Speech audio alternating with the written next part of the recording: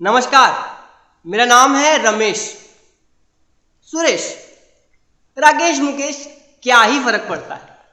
बस इतना समझ लीजिए कि कहानियां बुनना और गुनना मेरी जिंदगी का एक अटूट हिस्सा है। लेकिन ये कहानी थोड़ी टेढ़ी और खास है। टेढ़ी तो क्या है, बस समझ लीजिए मेरी शर्मिंदगी की दास्तान है।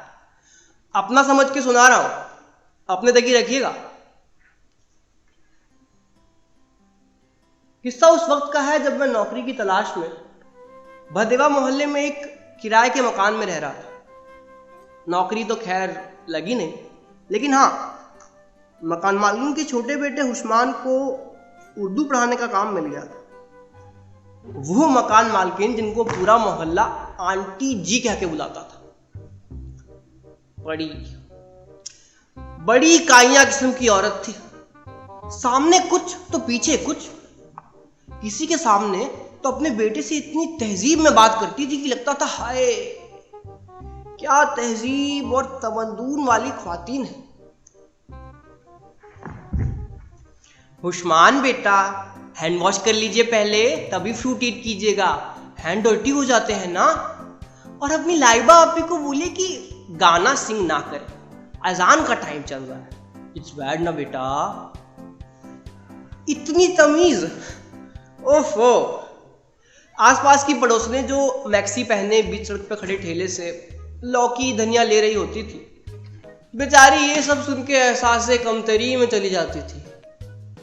लेकिन वो कहाँ जानती थी कि असलियत क्या है। असलियत तो मैं जानता था। मैं उनके छत पे बने कमरे में रहता था जो उनके आंगन से लगा हुआ था। जब मैं अपने कमरे में जाता तब आंटी जी की असली आवाज सुनता था। हाथ नहीं धोना तूने? जलील, रेत लगी चप्पल से मुंह रगड़ दूंगी तेरा। जाओ लावा को बुला लाओ और उस हराफा को कहो 5 मिनट में नहीं आई ना तो ये वाइपर है ना, उल्टा करके हलक में घुसेड़ दूंगी कमबख्त मारी के। ओ,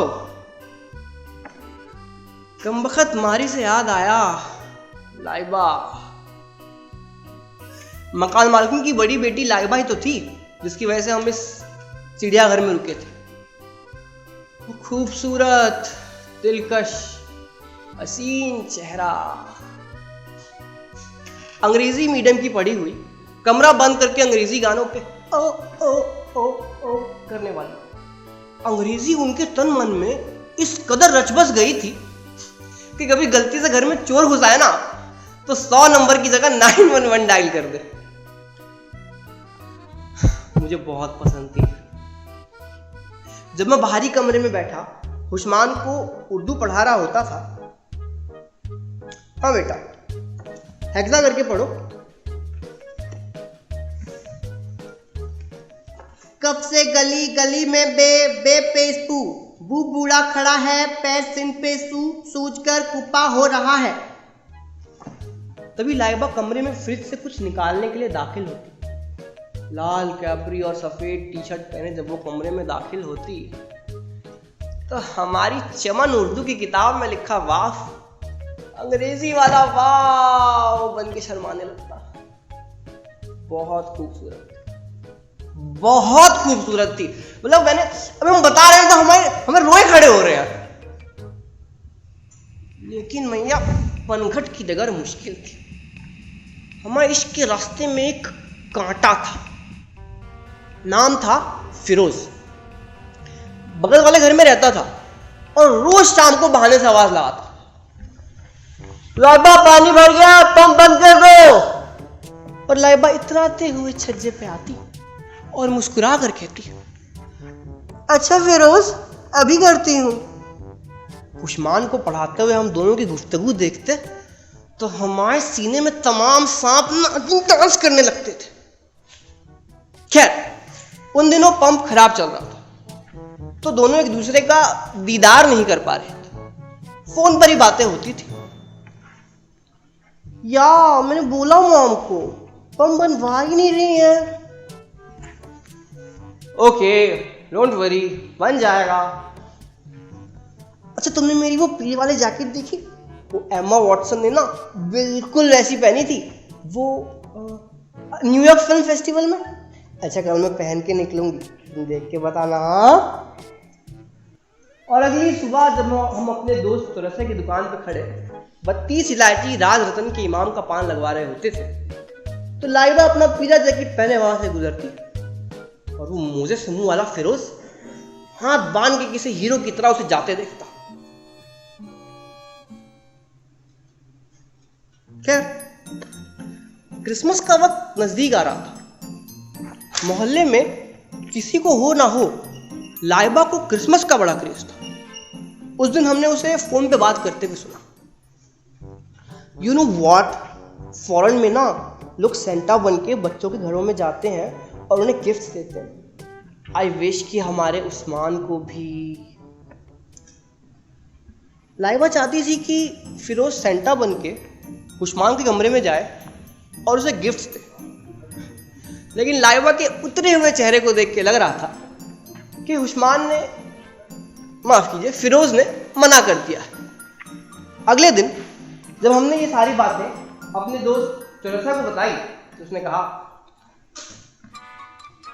चिंता किस बात की, तुम चले जाओ सेंटा बन के, लड़की कमरे में घुस जा, लड़की इम्प्रेस।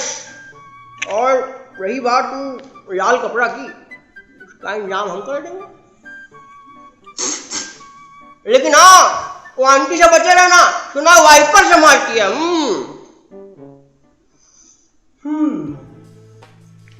चौरसिया की बात में दम तो था। हमने इस बारे में बहुत सोचा और फिर निर्णय ले ही लिया कि कुछ भी हो जाए लाइबा के चेहरे पे उदासी नहीं देख सकते। इश्क दुनिया की यूं तो बड़ी खतरनाक शय है, लेकिन उससे भी खतरनाक शय है एक तरफा इश्क। हम भी उसी नशे में चूर 25 दिसंबर की रात को अपने आईने के आगे लाल झोलदार रंग के पजामे का नारा लगा दिया। लाल जैकेट थी जिसमें सफेद लैस लगी, लाल टोपी, सफेद दाढ़ी और घुंघराले बाल भी। एक गठरी भी थी जिसमें कुछ खिलौने ले रहे थे सदर बाजार से। कंधे पे गठरी टांगे कुछ देर बाद हम उस कमरे में खड़े थे जहां उस्मान को रोज पढ़ाया करते थे। अंधेरे में अपना रास्ता टटोलते हुए मैं उस्मान के कमरे में जा पहुंचा तो देखा कि वो औंधे मुंह रजाई में मुंह डाले लेटा हुआ है। हमने उसे जगाने के लिए गाना शुरू कर दिया, jingle bell jingle all the way, हो हो। उसने करवट ली और रजाई से मुंह बाहर निकाला तो हमारे हाथ से गठरी छूट गई, क्योंकि उस वक्त हमें इस बात का एहसास हुआ कि हम गलती से उस्मान कमरे की जगह आंटी जी के कमरे में आ गए थे। कौन जलील कम बखत, वाइपर कहाँ है हमारा? अभी उल्टा करके हलक में ना घुसेड़ दे तो क्या? रुक भागता कहाँ? भाग। ए लप्पू जन्ना, अरे कोई चोर आया था, अरे पंप चुरा के ले गया हमारा। आंटी जी की आवाज से मेरा बीपी रूम टेम्परेचर तक पहुंच गया था। हाथ को हाथ नहीं सूझ रहा था। घबराहट में अपने कमरे में जाने की जगह मैं सीधा मेन रोड पे आ गया। मेन रोड पे आया ही था कि एक पांव नाली में चला गया। घुटनों तक कीचड़ सना था। किसी तरह एक हैंडपंप तक पहुंचा। उस रात पहली बार शहर के लोगों ने एक सेंटा क्लॉज को हैंडपंप चलाते देखा और खुद दौड़कर अपना पजामा धोते देखा। और पहली बार एक सेंटा क्लॉज को सड़क किनारे बैठे फकीर के साथ हाथ तापते देखा। वो फकीर जिसने अपने दोनों हाथ आंख की तरफ कर रखे, हमें किसी चोर की निगाहों से ऊपर से नीचे तक देख रहा था। फिर नहीं रहा गया तो पूछ लिया, कहा भैया, कहा बवासीर बनना?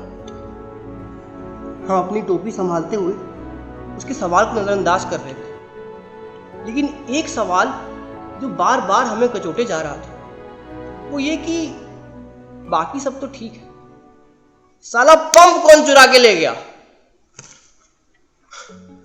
अगले दिन किसी तरह अपने कमरे तक पहुंचे थे ना पूछे। उस भिखारी के कपड़े पहनने से जिस्म 3 दिन तक महकता रहा।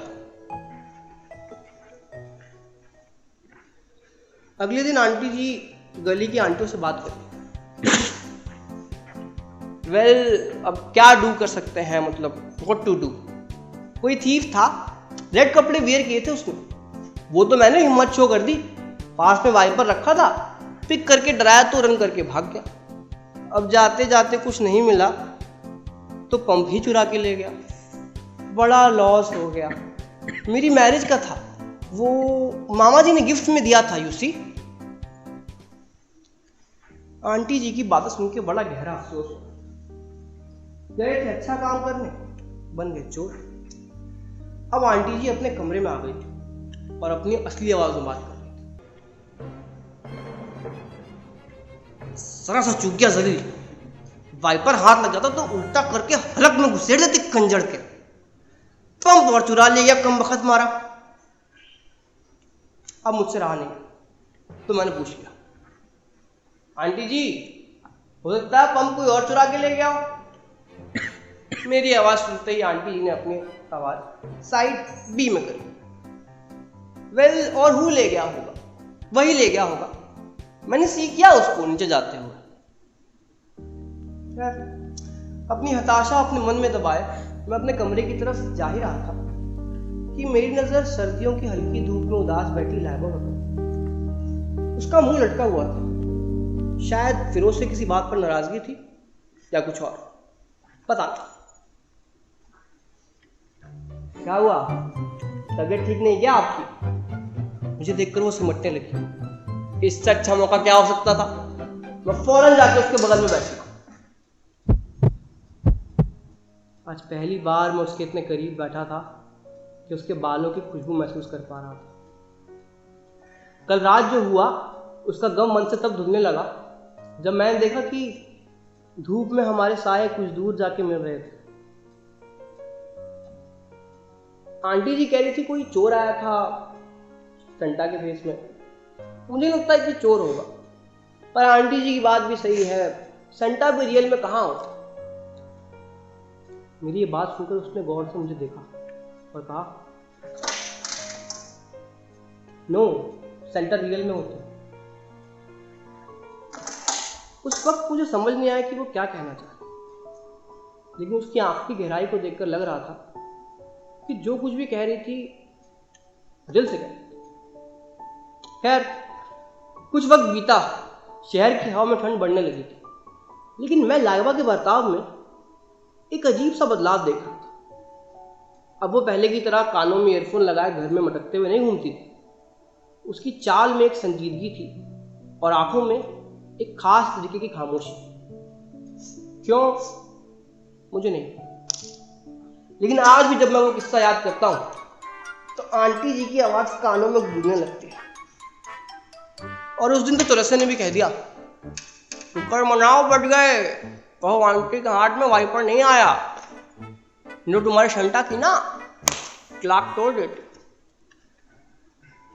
बात तो उसकी सही थी, गलती तो हमारी थी, लेकिन फिर भी लाइबा को देखकर मन खाली खाली हो जाता था। उदास बेरंग उसके मन में क्या चल रहा था समझ नहीं आता था। क्यों इतनी उदास हो गई थी, क्यों नजरें चुरा रही थी, और मैं उस गुनाह के लिए शर्मिंदा हो रहा था जो मैंने कभी किया ही नहीं था। खैर कुछ वक्त बीता और वो शाम आ ही गई जिसने इस कहानी को उसके अंजाम तक पहुंचा। वो नए साल की शाम थी। गली की सजावट दूर से दिख रही थी। मोहल्ले के लड़कों ने चंदा इकट्ठा करके चौराहों पे बड़े बड़े स्पीकर लगा दिए थे, जिनमें तेज आवाज में नाकाबंदी गाना बज रहा था। तेज शोर के चलते मैं उस दिन उस्मान को पढ़ा नहीं पाया और जल्दी छुट्टी कर दी। ठीक है चलो, बाकी कल पढ़ते हैं। उस्मान की छुट्टी करके मैं अपने कमरे की तरफ जा ही रहा था कि मेरी नजर दरवाजे के पास पड़े एक लाल लिफाफे पर पड़ी। लाल लिफाफा जिसके अंदर एक सफेद नोट था, merry Christmas and happy new year to our secret Santa from Laiba. वो कैफियत आज तक याद है एहसास की एक अजीब मंजिल थी, खुशी भी थी और गम भी। हाथ कांप रहे थे। बस इतनी सी थी ये कहानी।